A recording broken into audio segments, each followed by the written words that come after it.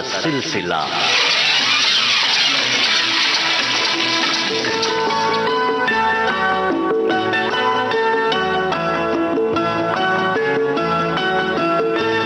यादों का सिलसिला। इस कार्यक्रम में आज हम आपकी मुलाकात करवा रहे हैं जानी मानी साहित्यकार और फिल्मों की कथा, पटकथा और संवाद लेखिका अचला नागर से। इनसे बातचीत की है रेणु चतुर्वेदी ने। दोस्तों नमस्कार। आज एक ऐसी शख्सियत हमारे साथ हैं जिनका जन्म साहित्यकार के घर हुआ और खुद लेखन विधा के लगभग हर आयाम को इन्होंने छुआ, समृद्ध किया अपनी लेखनी से। आप सोच नहीं सकते, एक साहित्यकार के तौर पर भी लेखनी चली आपकी और उतना ही फिल्मों में भी काम किया। फिल्मों के लिए लिखा, आप सब जानते हैं, निकाह फिल्म, बागबान, नागिन, नगीना और भी बहुत सारी फिल्में हैं। उसके साथ साथ रेडियो के लिए आपने बहुत सारे नाटक सुने विविध भारती से, जी हाँ, आपके अपने स्टेशन से। और इसके साथ साथ आकाशवाणी में आपका बहुमूल्य योगदान भी है, सेवाएं भी दी हैं। तो चलिए, आज अचला नागर जी हैं हमारे साथ, लेकिन हम इन्हें दीदी कहेंगे। परम आदरणीय दीदी आज स्टूडियो में हैं, स्टूडियो जगमगा रहा है। और तो फिर चलते हैं यादों के झरोखों में। और आज दोस्तों बता दें, लगभग 80 वर्ष से ज़्यादा की आपकी वय है और उसके बाद भी वो जज्बा और इतनी खुशी आपके चेहरे पर, अचला दीदी के चेहरे पर दिख रही है कि उससे हम भी बहुत खुश हैं। तो दीदी शुरू करते हैं आपकी यादों से। यादों की बात, मैं यहाँ जब बैठी हूँ इस समय और आज आई हूँ, तो यहाँ आके लगता है कि दुनिया में कोई बदलाव नहीं आए। वही स्टूडियो, वही टेबल्स, वैसे ही स्मेल तक जी। तो लगता है कहीं कुछ ठहरा हुआ है, ठहराव है, घर जैसा लगता है। हो जाता रेडियो, आकाशवाणी बाद में कहूँगी, 3-4 साल के तो घर में ये रेडियो है, रेडियो है, रेडियो है, कुछ होता था, कोई गाने नहीं बज रहे हैं। फिर और बड़े हुए, लिखाई पढ़ाई वो एक अलग बात है, उसी के साथ बैठ के हंसना, रोना, लिखना, पढ़ना, सब वही हमने इंटर विंटर किया। लेकिन पहले मैं आपको बताऊं कि रेडियो में इतना एक चुंबक की तरह नाम था कि मैं आगरा में तो नहीं था, आगरा में पढ़ी लिखी मैं नानी के पास, तो लखनऊ छुट्टियों में बाबूजी और हमारा घर वहाँ जाती थी, तो वहाँ आए दिन सुनूं बाबूजी की लिए गाड़ी आ गई है, टॉक के लिए जा रहे हैं आकाशवाणी से, रेडियो से गाड़ी आ गई है और ये करना है, वो करना है, रेडियो लगता था बहुत बड़ा, कुछ चुंबक था वो।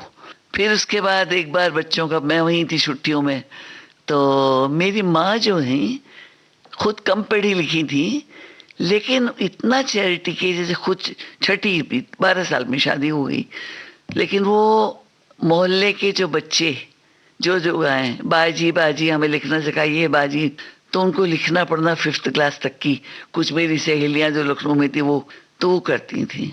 तो बाप ने सारे उन बच्चों को, कस्तूरबा विद्यालय नाम था शायद, तो लेकर गई। तो मैं इत्तेफाक से लखनऊ में थी, तो मैं भी गई वहाँ, तो देखा ये जो आज देखनी हूँ, एक रेड लाइट जलती है, जब तक देखो समझाया गया, ये शीशे के उधर बैठे इशारा करेंगे तो बोलना तब तक। तो बच्चों का प्रोग्राम था, उसमें वो देखा पहली बार मैंने। आप कितने साल की थी उस समय? उस समय मैं शायद 7 साल की थी। तो 5 रुपए मिले थे, वो मेरी पहली आमदनी आकाशवाणी लखनऊ से हुई जी। हाँ। और तो फिर ये रेडियो के साथ एक जुड़ाव, बाबूजी फिर आगरा में आए, एक बहुत बड़ा रेडियो लाए, हम भी बड़े हो रहे थे, बड़ा रेडियो भी मिल गया।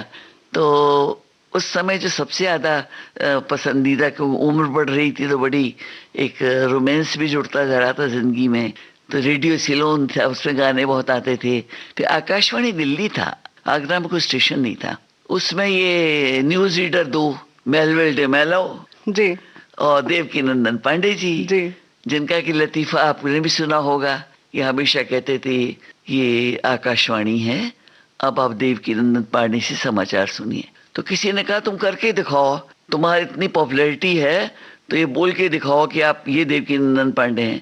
तो उन्होंने साहब बोल दिया, शर्त जीत गए, बोले ये देवकीनंदन पांडे हैं, अब आप आकाशवाणी से समझ। तो ये 2 अनाउंसर बहुत वैसे बहुत ही वो करते थे। और एक थे BN मित्तल साहब जी। तो BN मित्तल इसलिए हम सुनते थे, 1 घंटे की गीतों पर फिल्मी कहानी, तो फिल्म देखने का तो ज्यादा मिलती नहीं थी, वो भगवान की आती थी तभी सब लेके जाते थे जी। तो BN मित्तल साहब अकेले कहानी फिल्म की सुनाते थे, हम लोग बैठे रहते थे, लगता था पिक्चर देख रहे हैं। फिर धीरे धीरे धीरे विविध भारती जब खुला है 57 में,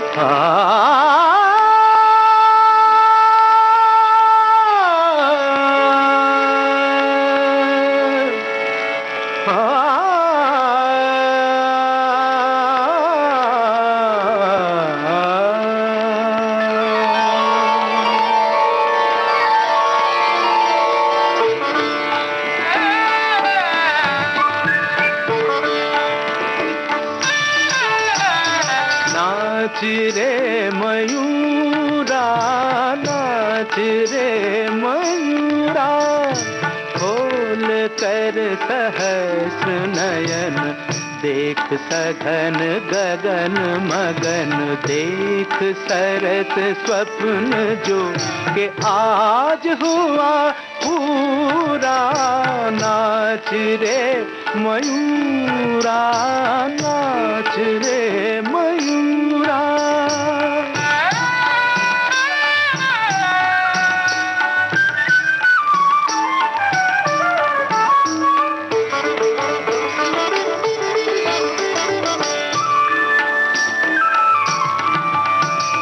गूंजे दिशि दिशि मृदंग, प्रतिपल नवराग रंग, गूंजे दिशि दिशि मृदंग। आ, आ, आ,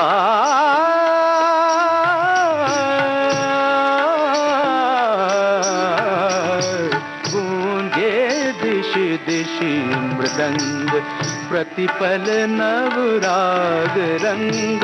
रिम झिम के सरगम पर, रिम झिम के सरगम पर, छिड़े तान पूरा। नाच रे मयूरा, नाच रे मयूरा।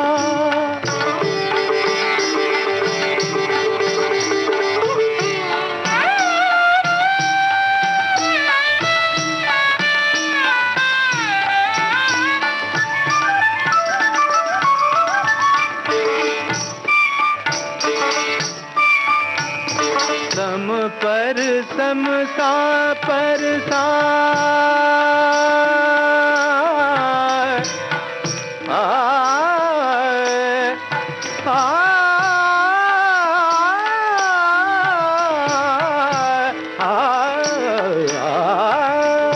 सम पर सम सा पर सा, रे पग मरे पा, म पनी द धनि प पनी द धनि द म म रे धनि द रे द नि नि प म ग म रे द ग म रे द ग म रे द। सम पर सम सा पर सा, उमड़ घुमड़ घन बरसा, घन बरसा।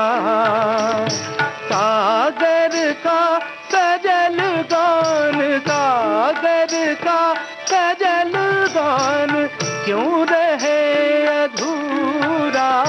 नाच रे मयूरा, नाच रे मयूरा। खोल कर सहस्र नयन, देख सघन गगन मगन, देख सरस स्वप्न जो के आज हुआ पूरा। नाच रे मयूरा, नाच रे मयूरा, नाच रे मयूरा।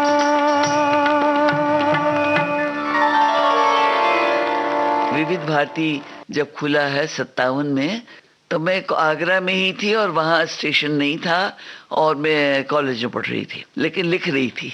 न्यूज़पेपर्स लोकल थे, उसमें मेरी व्यंग कहानियाँ 15 साल की उम्र से छप रही थी। अच्छा। तो मैंने कहा कि घर में तो पता नहीं, मेरी नानी थी बेचारी, एक विविध भारती नाम सुना था जी। और नरेंद्र चाचा जी निकलेगा मुंह से, उन्होंने मुझे झांसी की रानी कहा है, गोद में खिला के बड़ा किया है, तो ये पता था इन्होंने कुछ वहाँ खोला है विविध भारती, जहाँ महिलाओं का प्रोग्राम भी आता है। अपना क्या नाम था किसी प्रोग्राम का शायद जी। तो मैंने उस पर जो भी लिखा, घर पे सब पूछताछ होगी, तो कॉलेज का एड्रेस दिया और वो भेज दिया। अच्छा। 58 की बात है। 15 रुपए आए उसके, मतलब कुल मिला के दूसरी इनकम भी रेडियो से ही। जी। इसलिए एक तो ये इम्पोर्टेंस है। उसके बाद जिंदगी में पढ़ना लिखना, शादी जल्दी हो गई जैसे होती थी पहले, 18.5 साल में। फिर उसके बाद जो जिम्मेदारियां आती हैं बहुत सारी, आप भी समझती होंगी, मेरे ख्याल से हर आम महिला समझती होगी।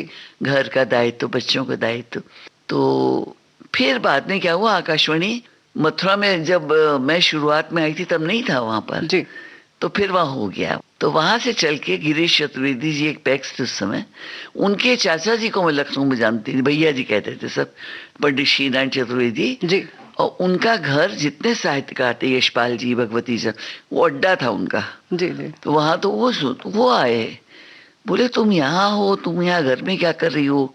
और तुम, मैंने कहा नहीं, यहाँ पॉसिबल नहीं है, ससुराल में संभव नहीं, मुझे कोई घर की वजह से। और तुम अच्छा ठीक है, लिखो, नाटक लिखना शुरू करो।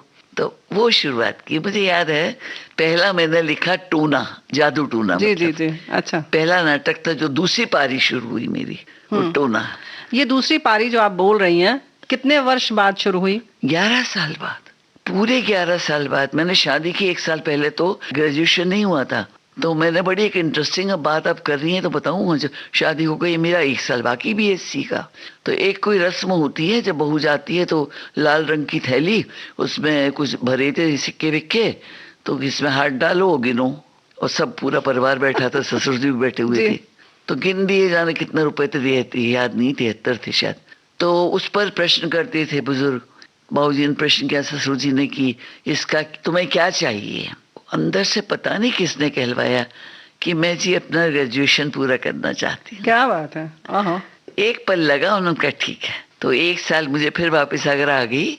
और उसके साथ ही आगरा में क्या, लेखन के साथ मेरा रंगमंच चल रहा था। अच्छा। आगरा इप्टा जननाट्य संघ से मेरे साथ ख्वाजा अहमद अब्बास हूँ, बाबी जी हूँ, कैफी चचा हूँ, बलराज चाचा जी हूँ, सब लोग यहाँ मुंबई इप्टा से थे, मैं आगरा इप्टा से जुड़ी जी। तो वहाँ रंगमंच पर लगातार नाटक भी खेल रही थी, मैं लिख रही थी, लेकिन फिर लौट के तो जाना ही था मथुरा। 1 साल बाद फिर वो भी सब निकल गया जी। अब वहाँ मैं पहले मैं MBBS डॉक्टर बनना चाह रही थी। अच्छा। और साइंस ली मैंने, तो शादी का रिश्ता जल्दी पक्का हो गया, तो मैं कहा कोई मतलब नहीं है। अब इंटर साइंस करके तो BSc किया फिर। अब वहाँ जब BSc का रिजल्ट निकला तो हमारा दवाइयों का एक कारखाना है, बाबूजी के टाइम से। तो मेरे पति वहाँ पर मैन्युफैक्चरिंग केमिस्ट से दवाएं बनाते थे। तो मैं 19 साल की थी, रिजल्ट आउट हुआ मेरा BSc का, और मेरे जेठ जी इतने उत्साह में भरे आगरा गए और मुझे एनालिटिकल केमिस्ट के तौर पर अपॉइंट कर दिया। अच्छा। तो मैंने ससुराल में व्हाइट कोट पहन के एनालिसिस भी किए दवाइयों की। क्या बात है। बहुत अनुभव रहे हैं। और घर में मैं, क्योंकि मैंने नानी का काम नहीं किया था, लेकिन सीखा कि चूल्हे का लकड़ियां कैसे लगाते हैं, और पत्थर की अंगीठी नहीं जलाई थी कभी, कोयले तो वो सीखी, नीचे गिर जाते थे कोयले वाली, फिर सीखा वो जी। तो वो भी सीखती रही। घर के काम सीखे नहीं आते थे मुझे, लेकिन बहुत अच्छे करते करते फिर बड़ा बेटा हुआ संदीपन, फिर उसके 2-5 साल बाद छोटा हुआ सिद्धार्थ। मतलब ये कुल करते कराते घर गृहस्थी संभालते हुए मेरे 10 साल निकल गए पूरे। और अंदर वो कीड़ा जो था कि नाटक नहीं कर पा रही, लिख नहीं पा रही, लेकिन किला चाहती कुछ नहीं, ठीक है मान लिया कि हाउस वाइफ ही है, तू ग्रेजुएट है, हाउस वाइफ है। फिर जब ये रेडियो का सिलसिला जो गिरीश जी मैंने बताया है, तो मेरा फिर थोड़ी हिम्मत बढ़ी कि अब तो निकल रही हूँ घर से बाहर में। हवाओं पे लिख दो हवाओं के नाम, हवाओं पे लिख दो हवाओं के नाम, हम अनजान परदेसियों का सलाम। हवाओं पे लिख दो हवाओं के नाम।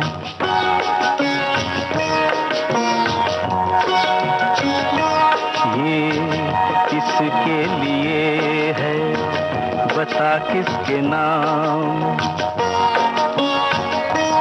ये किसके लिए है बता किसके नाम, ओ पंछी तेरा ये सुरीला सलाम, हवाओं पे लिख दो हवाओं के नाम।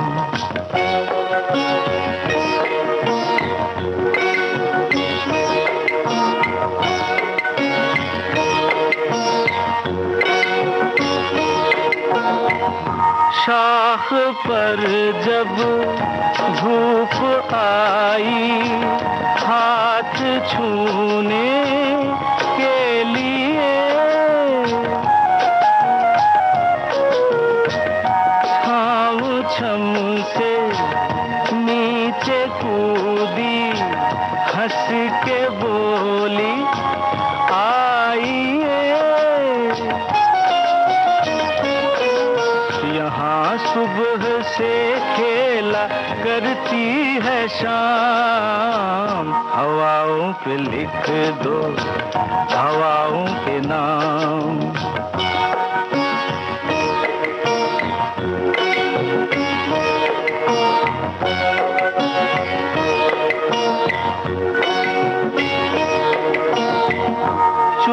चुलबुलाए पानी अपनी राह बहना भूल कर,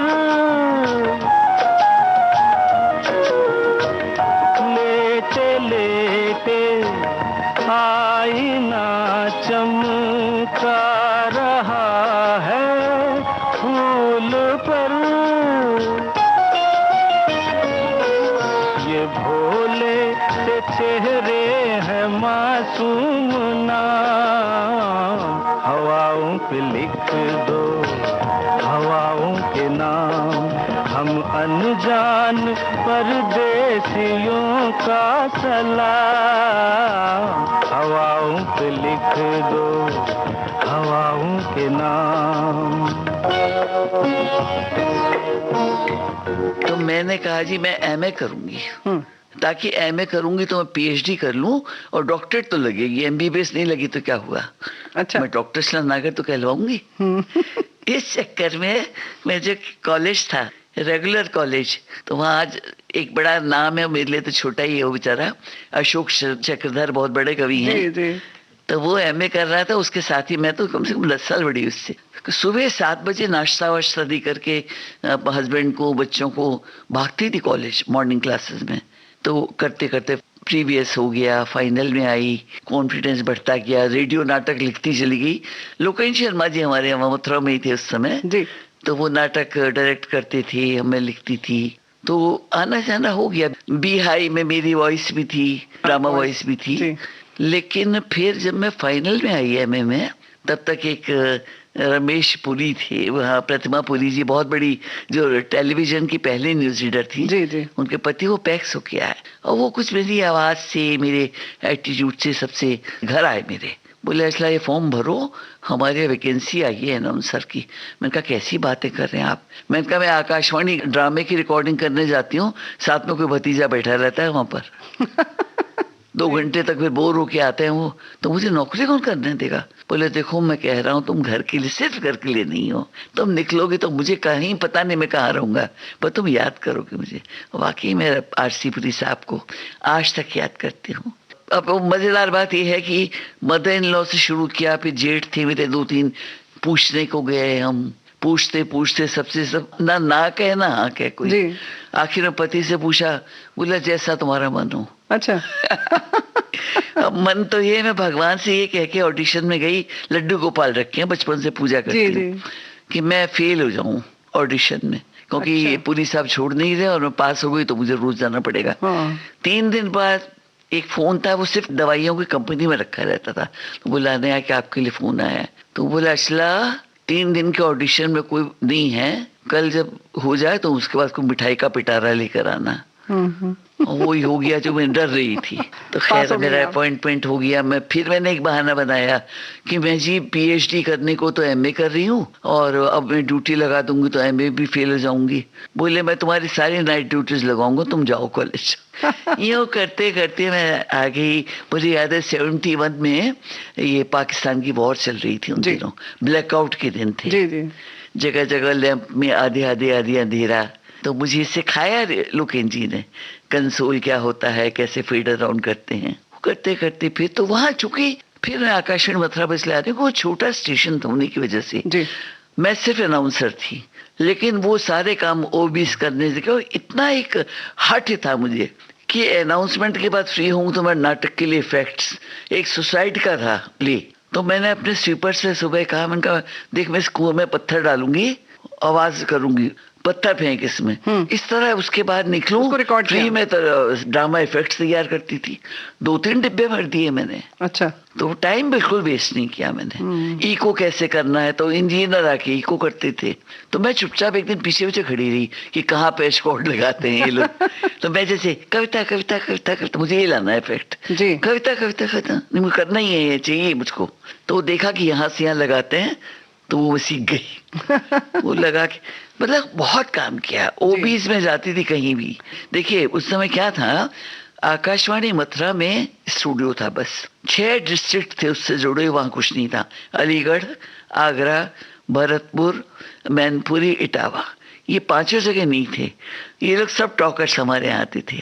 तो ओबी करने जाना होता तो हम जाते थे। तो वहां जब एक बार डाकुओं ने सरेंडर किया, लंबे लंबे डाकू, एक बार तो ऑफिस में आए बुलाया, फिर दोबारा जाना था। तो मेरा असिस्टेंट घबरा गया, बोला दीदी मत चलो, वहां तो दिन दहाड़े मर्डर होते हैं। फिर मैंने कहा मैं तो जाऊंगी, रिस्क है तो क्या हुआ, मैं जाऊंगी। वहां गए, मैनपुरी खूब काम किया। ऐसी एक और मैंने डेयरिंग काम किया था। एक मैं फीचर बनाना चाह रही थी। मैंने कहा बाबूजी ये कोठी वालियां लिख सकते हैं, मैं क्यों नहीं लिखूं, मैं भी कुछ करूंगी। तो आगरा में एक रेड लाइट एरिया है, सेब का बाजार। जब मैं छोटी थी वहां से हमारे घर में कहा गया था कि नीचे नजर रखना, ऊपर मत देखना जी। और मैं बहुत शैतान थी, मैं एक आध बार जरूर मार लेती थी आंख। तो देखती थी खूब लाल लाल लिपस्टिक लगा के खड़ी हुई हैं महिलाएं। बड़े होते गए, समझ में भी आने लगा धीरे धीरे। तो फिर मैंने कहा मैं एक फीचर इन पर बनाती हूँ। तो 1 घंटे का प्रोग्राम बनाया। इन्हीं लोगों ने ले लेना दुपट्टा मेरा। तो 2-3 जगह डांटे खाई। अच्छा। क्यों आई हो, हमारा मजाक मखौल उड़ाने आई हो? कहा नहीं, मैं भी औरत हूँ आपकी तरह, आपके दुख दर्द बांटने आई हूँ मैं। एक अंधेरा लाख सितारे, एक निराशा लाख सहारे, सबसे बड़ी सौगात है जीवन, नादान है जो जीवन से हारे। एक अंधेरा लाख सितारे, एक निराशा लाख सहारे, सबसे बड़ी सौगात है जीवन, नादान है जो जीवन से हारे। एक अंधेरा लाख सितारे।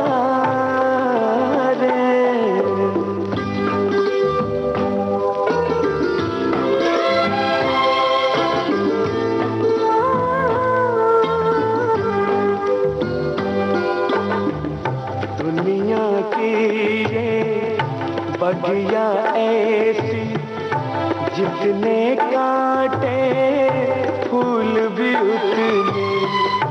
दुनिया की ये बगिया ऐसी, जितने कांटे फूल भी उतने। दामन में खुद आ जाएंगे, जिनकी तरफ तू हाथ पसारे।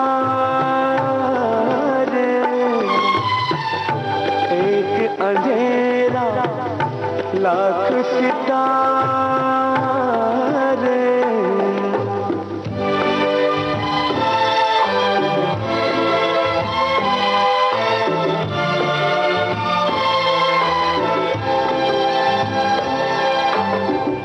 बीते हुए कल की खातिर तू आने वाला कल मत खोना, बीते हुए कल की खातिर तू आने वाला कल मत खोना, जाने कौन कहाँ से आकर राहें तेरी फिर से संवारे, एक अंधेरा लाख सितारे।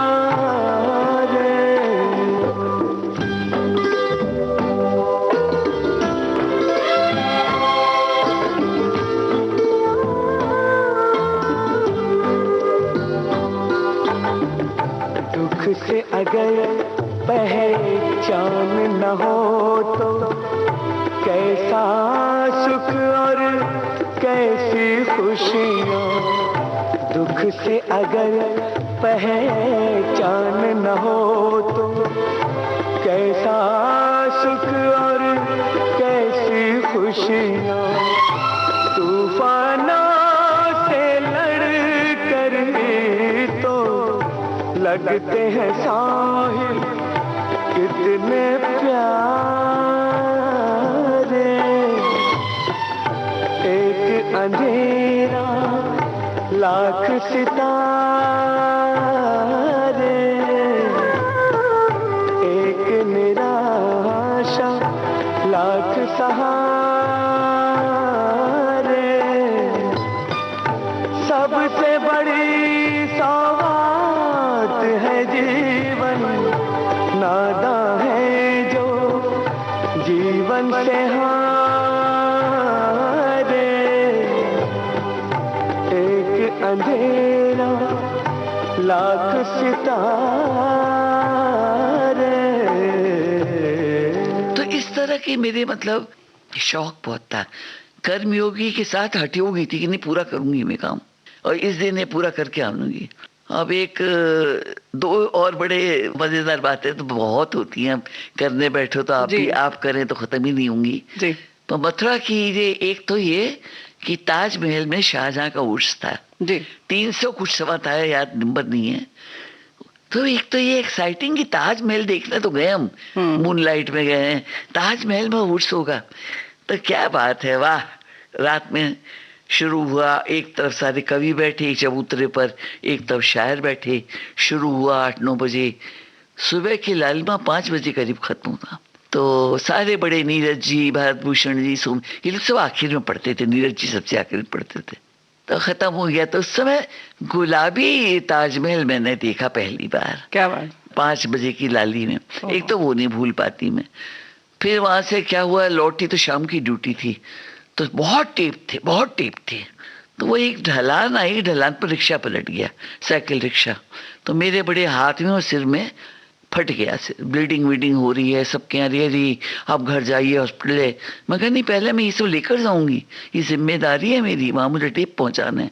गई वहां, वो सब हुआ बाद में। तो ये फटे तो उसमें टाके भी लगे हुए हैं ना? टाके लगे हुए मेरे हाथ में, अभी टाके बता सकते, मेरे हाथ में हैं, टाके हैं हाथ में लगे हुए हैं। उसके बाद फिर घर पर भी ट्रीटमेंट में बड़ी गड़बड़ हो गई, इंजेक्शन गलत लगा, तो उस रिएक्शन पे मर गई होती शायद में।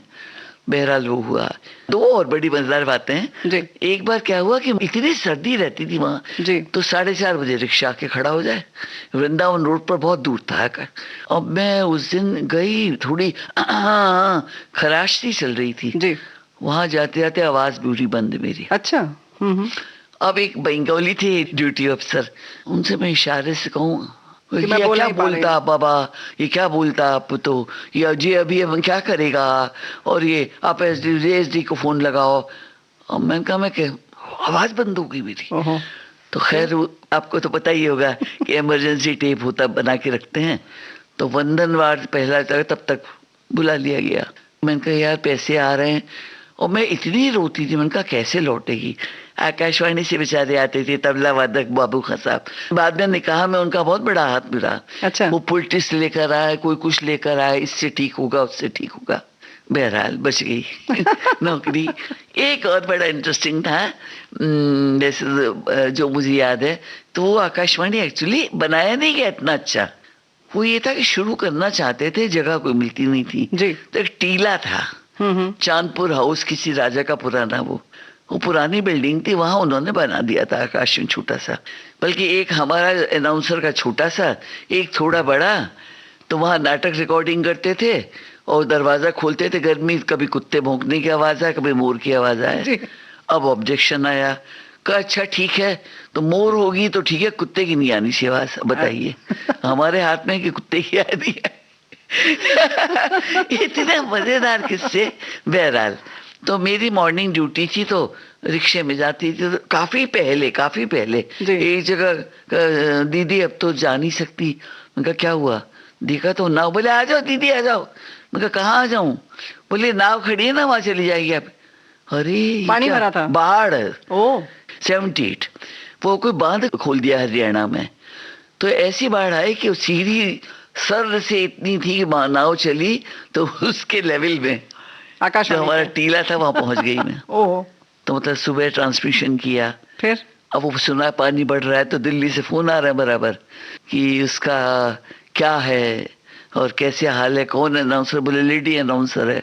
और वो जब क्या कहते हैं उसका नाम देखो, इससे उतर रहा है, आकाशवाणी बिल्कुल स्लिप हो रहा है, नहीं तो टावर पानी में, हाँ वो भी जब पानी में जाने लगा, एसपीटी टावर, तो हाँ पे दिल्ली से उन्होंने कहा कि आप बंद करिए और सेफली पहुंचाइए लेडी अनाउंसर को। फिर 3 दिन बंद रहा आकाशवाणी। लेकिन मैं तो, हाँ उससे मजेदार बात की, मेटेरियल मॉर्निंग का खत्म जी, मैंने कहा अब करूं क्या मैं। तो बड़ी दूर, वो कितने पार, जैसे नदी के पास वो लाइब्रेरियन खड़ा था, त्रिपाठी नाम था उसका जी। तो मैंने इशारे से कहा क्या करेंगे, हाँ उसने इशारे से कहा तोड़ दो, मतलब लाइब्रेरी का ताला तोड़ दो। अच्छा, फिर लाइब्रेरी का ताला तोड़ा और रिकॉर्ड की गड्डी निकली, उसमें पहला गाना जो बजाया, पानी रे पानी तेरा रंग कैसा।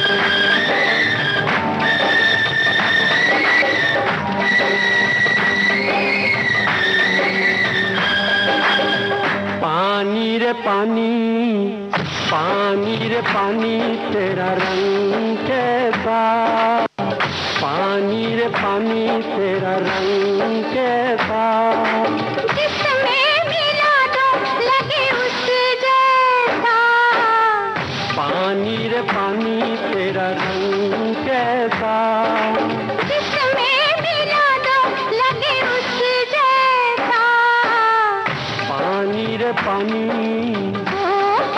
पानी रे पानी।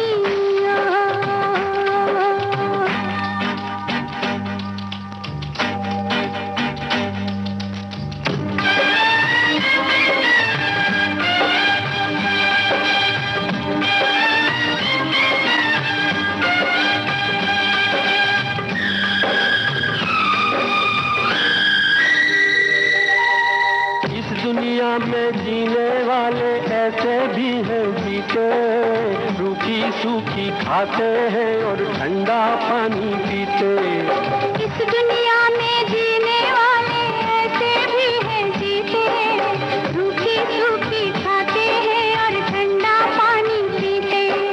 तेरे घूंट मिलता जन्नत का आराम, पानी रे पानी तेरा रंग कैसा, भूखे की भूख और प्यास जैसा, पानी रे पानी, ओ पानी पानी रे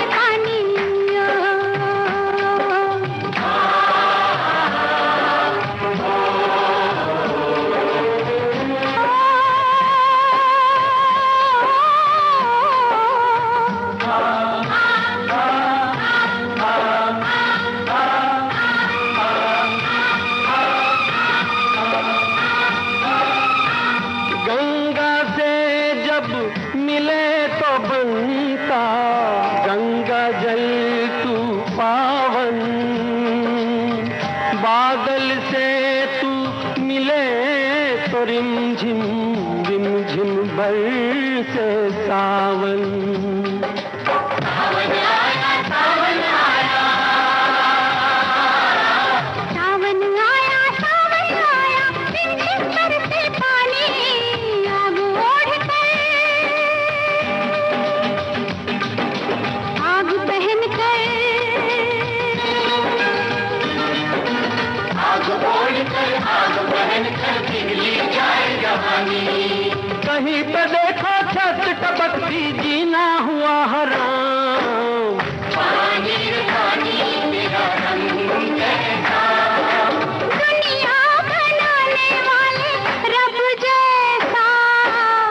पानी रे पानी, ओ पानी पानी रे पानी,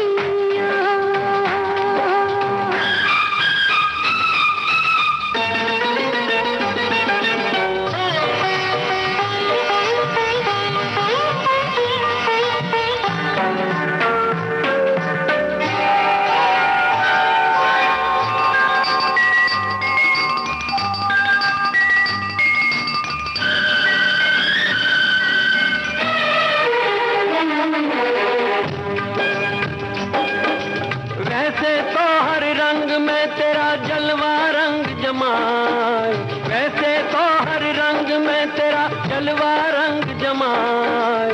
जब तू फिरे उम्मीदों पर तेरा रंग समझ ना आए। कली खिले तो छट आ जाए पतझड़ का पैगाम। पानी रे पानी तेरा रंग कैसा, 100 साल जीने की उम्मीदों जैसा।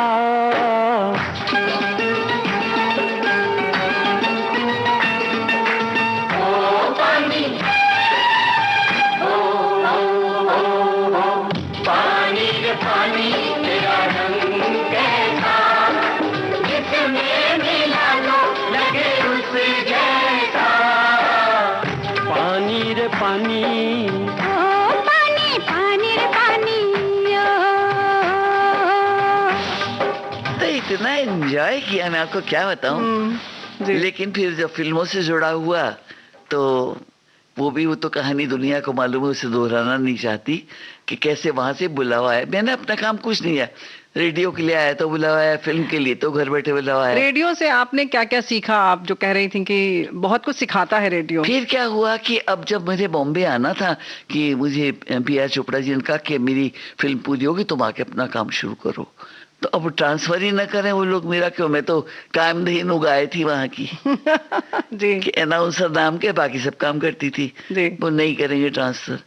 मैंने जीवन में, हमारे यहाँ परिवार, मेरे पिता के बाबूजी के परिवार में ऐसा था कि सब खड़े हो, अपने पैरों पर खड़े हो, कोई किसी की सिफारिश नहीं करेगा, ना हमारी करिए, हमारे बच्चों को भी हमारी यही हालत है।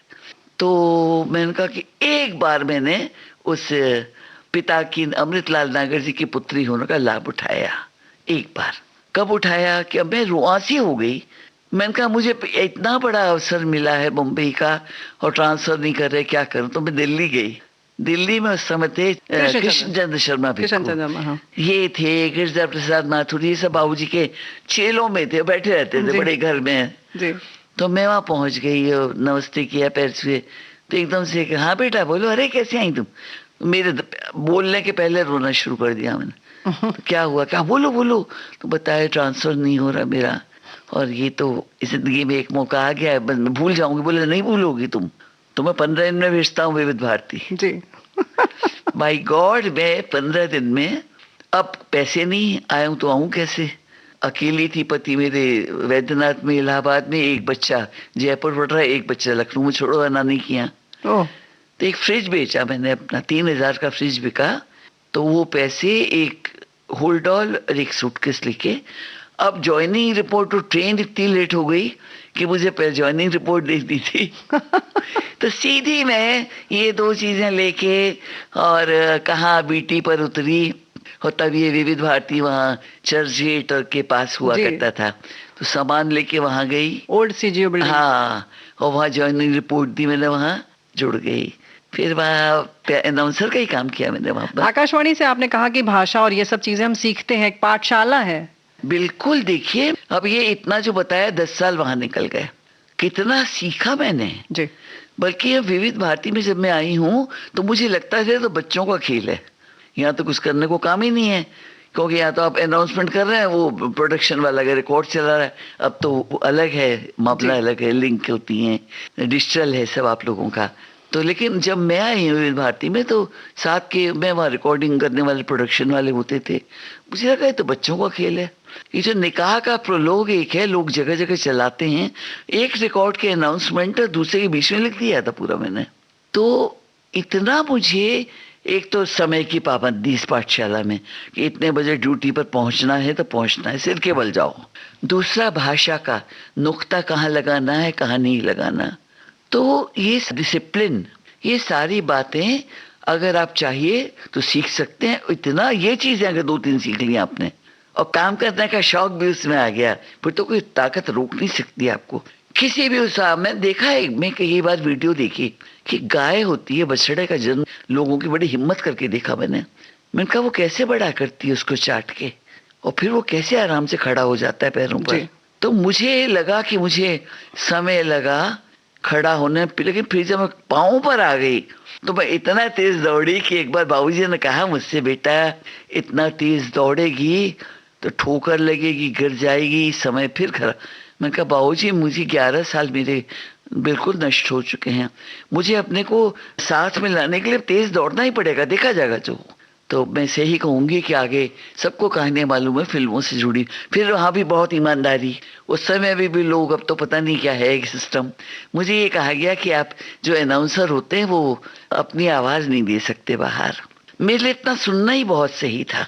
हालांकि मेरे साथ के कुछ लोग, मुझे पता लगा अमीन भाई की यहाँ और बालगोमी श्रीवास्तव जी के कुछ स्टूडियोज याद है, जाते थे वॉइस देते थे, लेकिन मेरे लिए अगर है तो पत्थर की लकीर है, आवाज़ नहीं देनी तो गलत होगा वो, तो नहीं किया मैंने वो काम। अब जब 3 साल हो गए करते करते तो मुझे लगा यार मैं ये तो वहाँ भी कर रही थी, वो 10 साल इतना बढ़िया काम कर रही थी और ये तो यहाँ तो कोई काम ही नहीं है। तो फिर छुट्टी बहन का लेके देखो, और नहीं तो जॉब तो चल ही रहा है।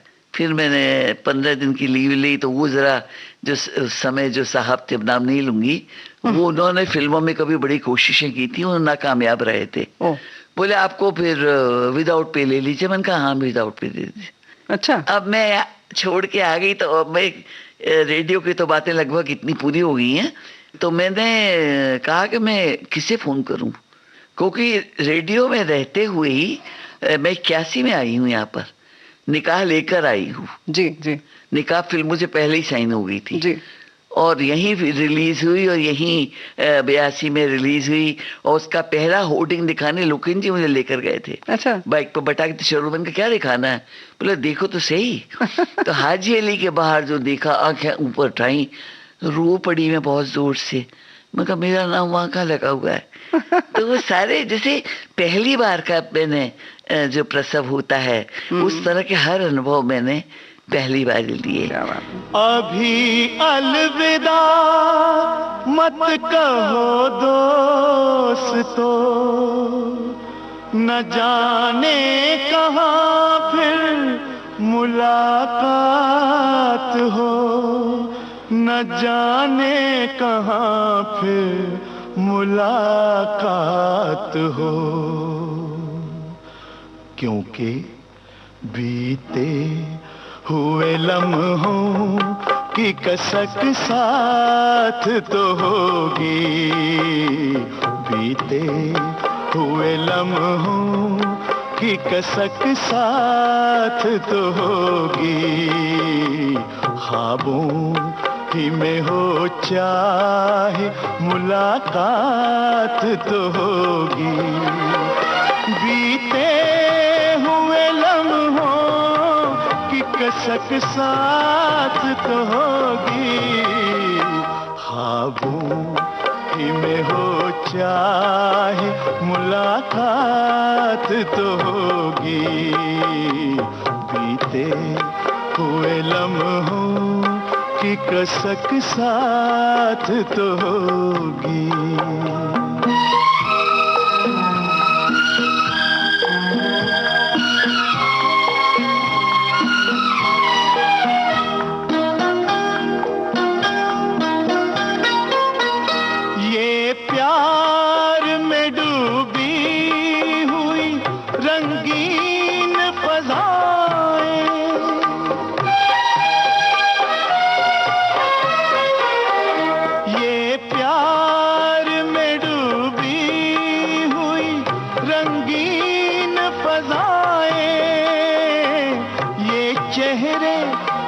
नजरें, ये जवां रुत, ये हवाएं, हम जाए कहीं इनकी महक साथ तो होगी, हम जाए कहीं इनकी महक साथ तो होगी, बीते हुए लम्हों की कसक साथ तो होगी, ख्वाबों ही में हो चाहे मुलाकात तो होगी।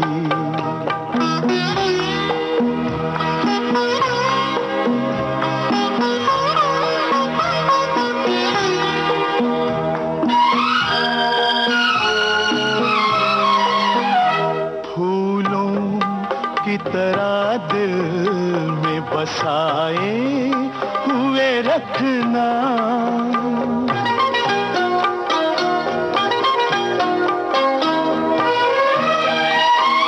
फूलों की तरह दिल में बसाए हुए रखना, यादों के चरागों को जलाए हुए रखना, लंबा है सफर इसमें कहीं रात तो होगी, लंबा है सफर इसमें कहीं रात तो होगी, ख्वाबों ही में हो चाहे मुलाकात तो होगी, बीते हुए लम्हों की कसक साथ तो होगी।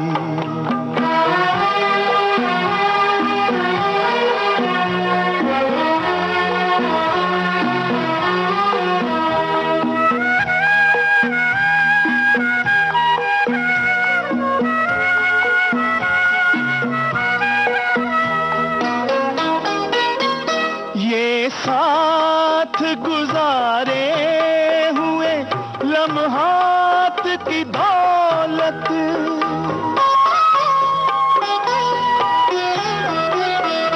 ये साथ गुजारे हुए लम्हात की दौलत, जज्बात की दौलत, ये ख्यालात की दौलत, कुछ पास न हो पास ये सौगात तो होगी, कुछ पास न हो पास ये सौगात तो होगी, बीते हुए लम्हों की कसक साथ तो होगी, ख्वाबों ही में हो चाहे मुलाकात तो होगी, बीते हुए लम्हों की कसक साथ तो होगी, बीते हुए लम्हों की कसक साथ तो होगी। फिर मैं क्या हुआ कि मैंने सन 80 में यहाँ आने के पहले शौक तो बहुत था ना काम करने का, यूपीएससी का वो दे आई थी टेस्ट, बॉम्बे फिल्म के चक्कर में भूल गई कि मैंने दिया था, तो 1 साल अनाउंसर रही, तब पता लगा रिजल्ट आया कि आप तो पैक्स हो गई, अब मैं क्या करूं। तो फिर खैर पहले मेन ऑफिस आकाशवाणी में हुआ, फिर 3 बजे बाद वेद भारती आ गई, और फिर हिंदी सेक्शन पूरा नाटक है कुछ और है वो सारा मैं देखा, और जब तक मैं रेडियो में रही तो मैंने उस दिन जिस दिन वो टेबल पर बैठी, मैं कहा जब तक नहीं हो रहा मैं यहाँ काम कर रही हूँ, मैं अपना कोई प्रोग्राम रिपीट नहीं करने दूंगी, अच्छा। मैं बनाऊंगी। और कुछ जब ड्रामा आर्टिस्टों की लिस्ट देखी मैंने खोली, कुछ लोग 6-6 साल से नहीं बुलाए गए थे, और मैं जानती भी नहीं थी, फिर भी मैंने बुलाया उन लोगों को, और उसमें से 1-2 नाम तो ऐसे हैं जिन्होंने अमीन भाई पीठ ठोकते थे उनकी। कृष्ण भूटानी एक नाम मुझे याद है अभी भी, बोला अचला जी आपने हमें बुलाया है दोबारा तो लाइफ बन, मैं कही लाइफ नहीं बनती, कई बार हीरा जो होता पड़ा रहता है वो तराशना पड़ता है। जी। तो ऐसा मैंने बहुत ईमानदारी से काम किया आकाशवाणी में भी, लेकिन काम तो सभी करते हैं, ऐसा नहीं है, अपना अपना सीखने के जो मिला फिल्मों में मैंने, ठीक है भगवान ने जो भी दे दिया अच्छा दिया, लेकिन मज़ा जो मैंने लिया है वो मैं सबको इसीलिए कहती हूँ, गुरुकुल कहती हूँ, वे कहती हूँ कि अगर आप चाहो और अगर आप में लगन है तो कर्मयोगी भी हो, अगर हठयोगी भी हो तो आप सक्सेस आपको। अब जैसे कुछ यहाँ से अब रिटायर भी होते हैं, मेरा तो रिटायरमेंट कभी नहीं हुआ मैं तो रिजाइन कर दिया था। सबने कहा हम आप फेयरवेल करेंगे, मैं मिठाई सब लेकर गई। होली थी, होली आने वाली थी, मैंने कहा हम होली खेलेंगे और मैं लाऊंगी मिठाई। ताल से ताल मिले मोरे बबुआ, बाजे ढोल मृदंग, मन से मन का मेल जो हो तो रंग से मिल जाए रंग। होली के रघुवीरा,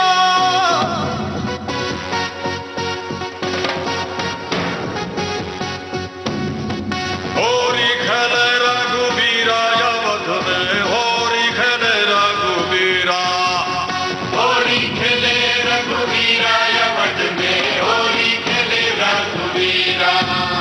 अरे होली खेले रघुवीरा अवध में, होली खेले रघुवीरा, होली खेले रघुवीरा अवध में, होली खेले रघुवीरा।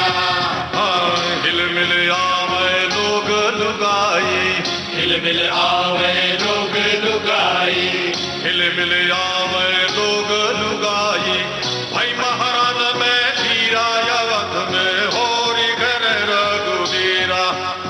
अरे होली खेले रघुवीरा अवध में, होली खेले रघुवीरा, होली खेले रघुवीरा अवध में, होली खेले रघुवीरा। अरे होली खेले रघुवीरा अवध में, होली खेले रघुवीरा। हट तलक दिनी दिख तक दल जा जा जा जन निधान दा, बड़ी दिखनी हट दिनी दिख दिन तो कारे काय है का जन निधान दा, हनी दिनी बट दिन बट दिन जन निधान दा।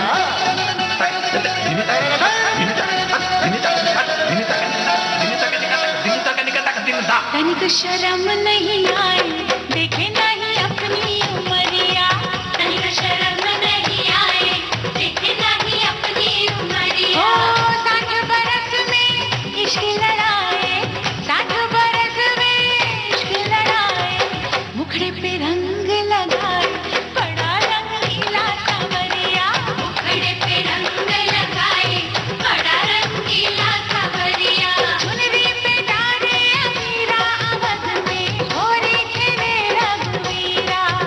अरे चुनरी पे डाले अमीरा अवध में, होली खेले रघुवीरा। अरे होली खेले रघुवीरा अवध में, होली खेले रघुवीरा। तो हम लोग में प्यार बहुत था, इतना प्यार, परवीज थी, प्रोडक्शन के लोग थे, रोते जाए सब लोग, और बहुत अच्छी तरह से हमारी विदाई हुई वहाँ से। उसके बाद भी जब जब टाइम मिलता रहा, आकाशवाणी में नाटक होते थे 1 घंटे का, जब तक समय निकाल पाई मैं आकाशवाणी से जाती थी बुलावा। फिर जब बिल्कुल बंद हो गया तो मैंने, लेकिन मुझे बहुत प्यार है। आज भी अगर कोई खुल के कहे कि आपको फिल्मों और रेडियो से ज़्यादा आनंद कहाँ मिला काम करने का, आनंद तो हर काम में लेना चाहिए, तभी आप अच्छा काम कर पाओगे। वो मैं नहीं कहूँगी मैंने ज्वाइन नहीं किया, लेकिन आकाशवाणी के जो कुल 10 साल और 3 साल 13 साल में सीखने को बहुत मिला मुझे। इसलिए मुझे आज भी यहाँ आके, आज यहाँ विविध भारती में पहले भी आई हूँ, 5 साल बाद आई हूँ, लेकिन लगता है ये वापस सब वही है, वही टेबल के कलर है। और मैंने 3 साल पहले एक उपन्यास लिखा मंगला से शयन तक, तो मैंने कहा कहीं बदलाव नहीं आया थे। एक बदलाव आया था, जब मैं छोटी थी बच्चों प्रोग्राम जाती थी लखनऊ में, तब एसी नहीं होते थे, तो खस की टट्टियां लगी रहती थी, तो उनकी खुशबू मेरी अभी भी दिमाग में है, बहुत अच्छी लगता था। तो दिल्ली जाओ तो वैसा ही। तो कम से कम 20 साल पहले हमारी राइटर्स एसोसिएशन की इलेक्शन था, वहाँ बीबीसी वाले आए। उन्होंने सवाल किया कि मैडम टेलीविज़न इतना आ गया, पॉपुलर हो गया है, आपका क्या कहना है, रेडियो अब कितना लोग सुनेंगे? मैंने कहा रेडियो कभी नहीं मरेगा, रेडियो चलता रहेगा, रेडियो का अलग रास्ता है। मेरे फादर भी वही कहते थे, मैं भी वही कहती हूँ कि टेलीविज़न फिल्म बनने की कोशिश ना करे और रेडियो भी फिल्म बनने की कोशिश ना करे। अपना जो उसकी जगह थी, उसकी भाषा थी, उसका एक डिसिप्लिन था, अनुशासन था, उससे जुड़ा रहे। तो आकाशवाणी को कोई अपनी जगह से हिला नहीं सकता। ये अक्षुण रहे और जितने लोग आते रहे, कभी ना सोचे कि हम कहाँ हैं। नहीं, आप सिर उठा के कहिए हम आकाशवाणी में हैं, गर्व से बोलिए। और आपको सबको मैं जो इस समय जुड़े हुए हैं, श्रोताओं को भी मैं कहूँगी कि आज श्रोताएं हमारे जैसा कि कभी ये विविध भारती में अक्सर सुनती हूँ, क्योंकि अब मैं फ्री हुई हूँ, करीब 2 साल से काम नहीं कर रही, तो सुनती हूँ तो देखती हूँ कार्यक्रम। अभी भी काफ़ी थोड़ा उतार चढ़ाव तो आता है जीवन में, और कभी बहुत सी समस्याएं होती हैं, वो एक अलग बात है, लेकिन सब अपनी बड़ी मुस्तैदी से काम कर रहे हैं और अच्छा लगता है देख के। और इसी तरह से ही वो चलता रहे, मेरा पूरा आशीर्वाद है और प्रार्थना ईश्वर से कि आकाशवाणी जो है गुरुकुल ही बना रहे, यहाँ कोई गड़बड़ी नहीं होनी चाहिए। और बहुत बहुत धन्यवाद आपको भी, रेणु जी नहीं कहूँगी, आपको क्या रेणु जी कहूँ, बच्चे हैं सब आप लोग मेरे। और विविध भारती को भी, अपने श्रोताओं को कि आप फिर झेल रहे एक बार मुझको। और लेकिन मुझे आप सबसे बहुत प्यार है। आप हमारे साथ ना हो तो आकाशवाणी को कौन सुनेगा? इसलिए श्रोता भी उतने पूजनीय हैं जितने यहाँ कार्य करने वाले। नमस्कार। Thank you.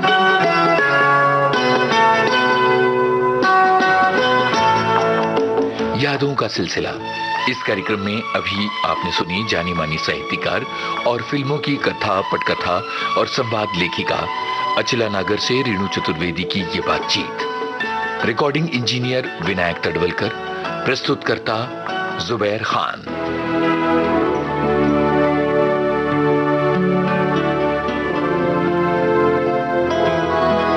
यादों का सिलसिला।